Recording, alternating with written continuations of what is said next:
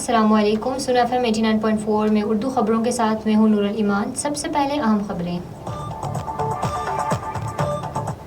امریکہ کا ایران پر حملہ، ایرانی میزائل، ڈرون ذخائر اور ریڈار تنصیبات کو نشانہ بنایا.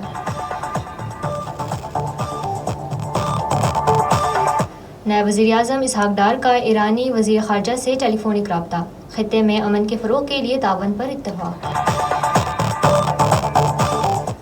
آپریشن سندور میں ہلاکتوں کا بھارتی اعتراف، مبصرین کے مطابق پاکستان کے دیرینہ موقف کی تصدیق. وزیر اعظم آزاد کشمیر فیصل ممتاز راٹھور نے وزیر اطلاعات چودھری محمد رفیق کی ملاقات، میڈیا کے مثبت کردار کو سراہا.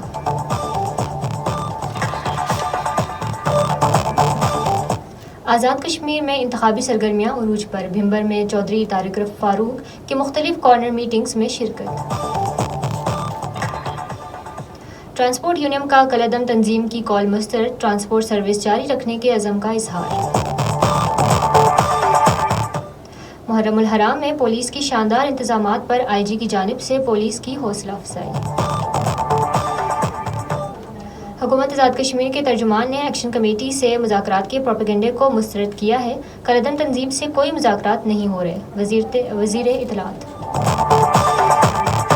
اس وقت تک کی خبریں ختم ہوئی. تازہ ترین خبروں اور تبصروں کے لیے جڑ رہیے سنا FM 89.4 کے ساتھ.